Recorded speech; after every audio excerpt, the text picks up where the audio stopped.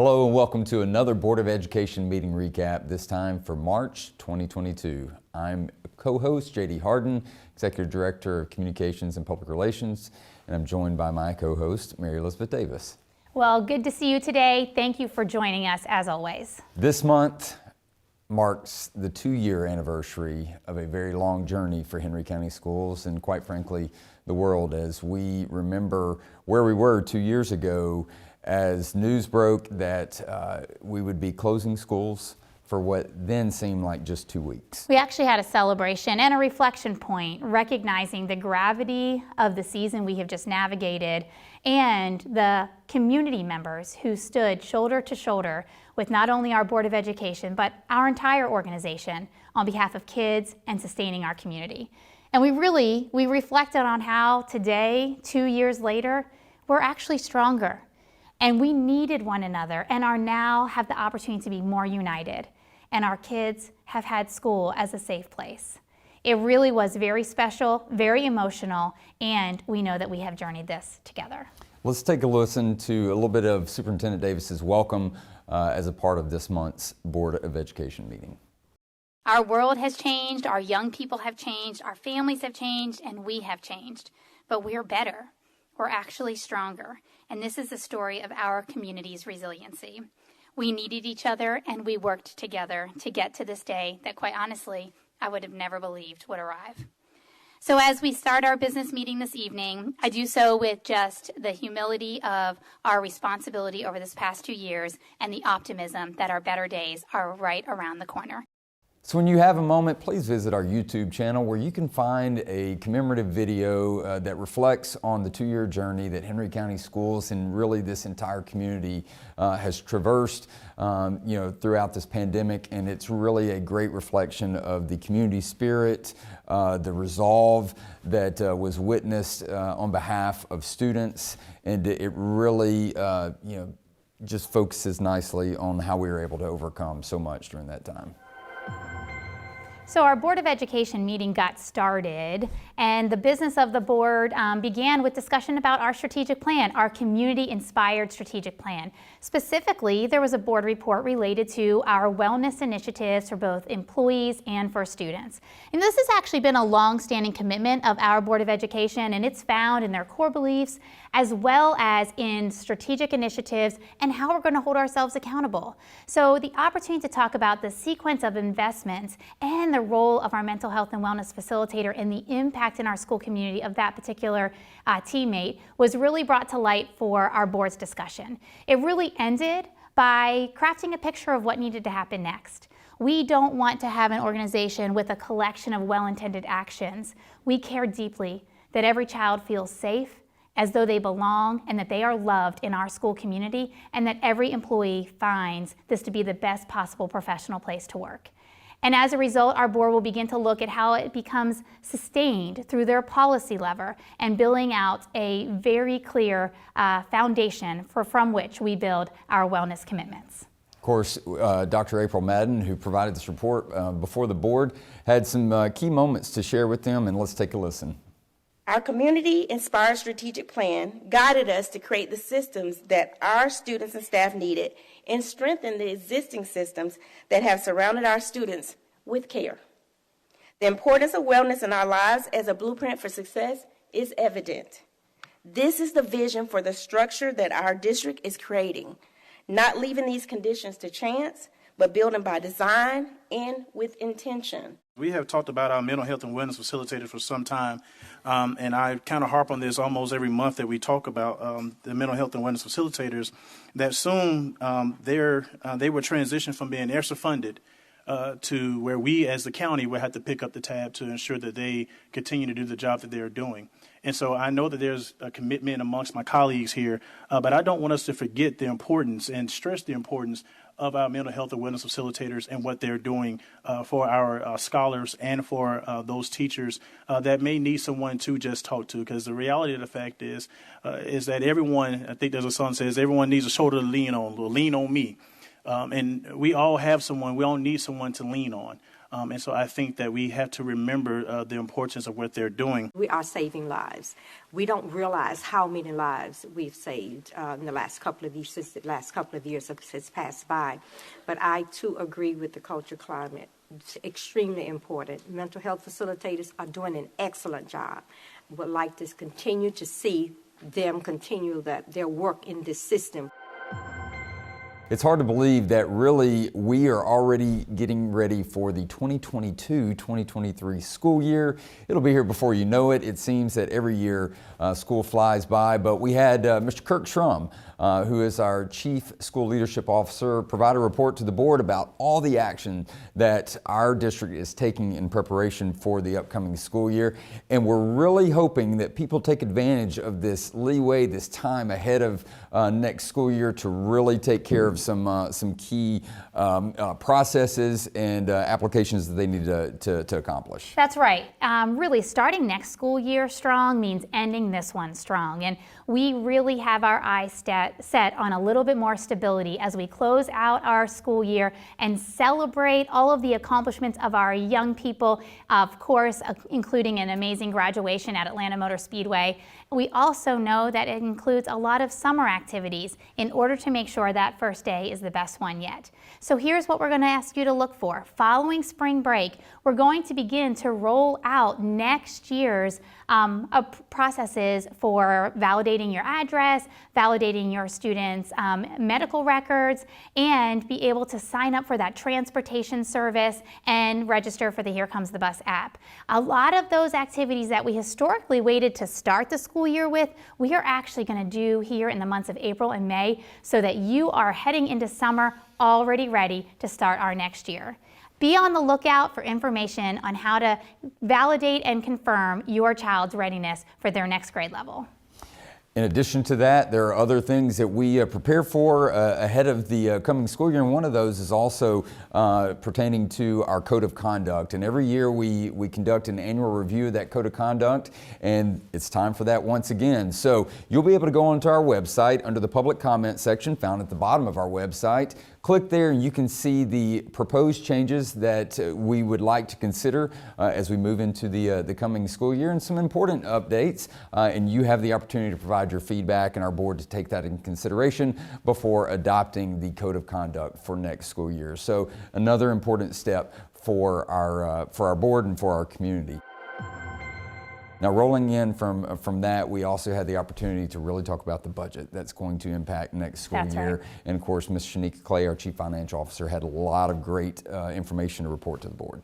That's right. It is 1 month away from our board adopting the superintendent's tentative budget recommendation, and we were able to shed light on some of the activity under the Gold Dome by our General Assembly to make known what kind of funding revenue will be available to schools, as well as how that can lead us towards paths of investments, particularly for our employees and our strategic plan. Let's just listen in to Ms. Clay. Year over year, we anticipate at least $18.5 million in growth, like we just shared. The board is aware of the ongoing compensation and classification study, which is inclusive of all job families. As we reported last month, preliminary insights pointed to targeted considerations around teachers and paraprofessional salaries. Based on the external benchmarking and financial sustainability analysis, the superintendent is prepared to recommend the following. For teachers and related job families that are associated with the Henry County Schools traditional teacher scale, the recommendation is to update the salary schedule to increase pay, extend the scale to 23 max years, and support an annual monetary increase when steps are earned. This investment increases annual compensation expenses that we currently have on the books by $7.8 million and will result in a minimum of 8% raise when we honor that salary step. This is the voice of our community, and they asked us to prioritize these things. So I'm really grateful that this is spelled out and that there are dollars being recommended to address all of these things, because this is how we ensure that the educational experience for our students continues to improve. I just want to thank you for all the hard work that went into that. It was so thorough and so detailed, and I personally like to make decisions based on data. And so you all are providing us with the good, solid data that we need as a board to make informed decisions. I'd encourage you to visit our district website, where a financial services site has been dedicated to really providing very quick glimpses of all of the board reports starting in December, when our Board of Education began the discussions related to preparations and priorities for our next school year's funding patterns. Check that out, and we look forward to continuing this conversation as we head into April and a final adoption of the budget in May. And that really rounded out the robust discussion and reports provided to our board as a part of the study session. There were several informational items that our board heard about and then would take action on later in the business session later that evening. And of course, as a part of the business session, there's so much focus and feature and fanfare around our students and our employees. And we had the opportunity once again to celebrate them and have our meeting kicked off with inspiration provided by our students. Yeah, it was really amazing. Both the DHH class at Dutchtown Elementary School, coupled with the chorus at Dutchtown Elementary School, provided a remarkable inspiration. Let's take a quick look.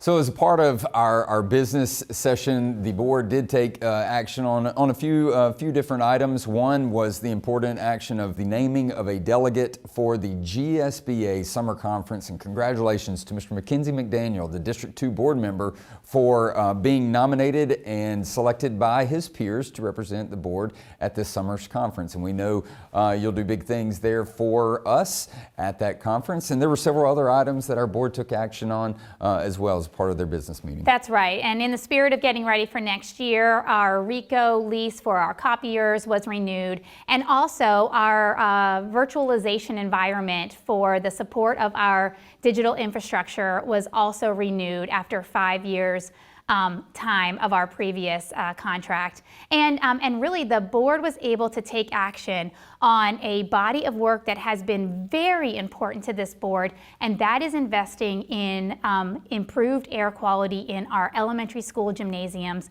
through an HVAC system. And so each of our elementary schools will now begin the process of converting their gymnasiums into air-conditioned environments, and our board has led strong on this for quite some time and was very proud to see this come to fruition.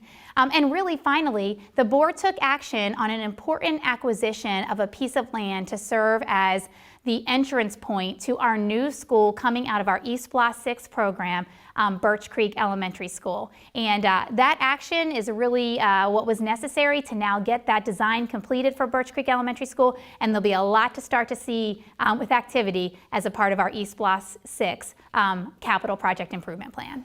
And we also got to celebrate students and employees as a part of the meeting. Our awards and recognition always chock full of great celebration and fanfare. We had the opportunity to recognize several students for our school bus safety poster contest. We also had All-State Art, All-State Band, Chorus, and Orchestra.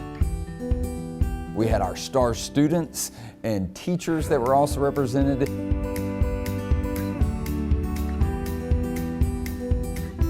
And we also got the opportunity to celebrate our board members as well. Very important week. Every March is the opportunity to celebrate School Board Appreciation Week, and our 5 board members are being recognized not only here locally, but all across this nation in many different opportunities because of their outstanding leadership. That's right. Our Board of Education has been committed to a unified governance model, and the actions that are reflective of that unified commitment are really recognized, with them being the GSBA Governance Team of the Year finalists 2 years running and recipients of the Leading Edge Award for Communication and Early Learning. We are very proud of the work of our Board of Education to govern in our organization, and it has been the stabilizing factor for our community of schools, particularly over these last 2 years. So thank you to the members of our Board of Education, and we recognize and celebrate you not only this week, but every week of the year. The next thing to really round out our board meeting is the opportunity to welcome new team members. That's right. Always a great opportunity to share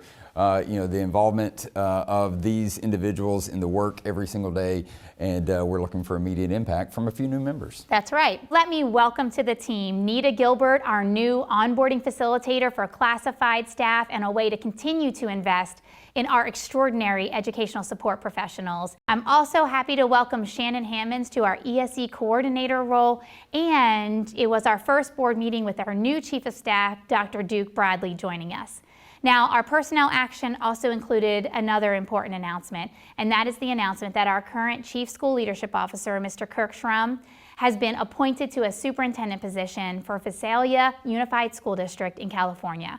We had a moment to recognize the impact and the role that Kirk Schrum has played in our organization during his tenure, and also wish him the best of luck. We know that we will miss him, but there will always be a home for him in Henry. And we know that he's going to be here for a couple more months before he heads west, but that really rounds everything out for this month's meeting. We appreciate you, as always, for tuning in and taking an investment in the actions of our board, who are working so hard on behalf of you and the students of Henry County Schools. As we leave you this month, we leave you with the sights and sounds of the rest of our board inspiration, and we hope to see you next month. Have a great month. Take care.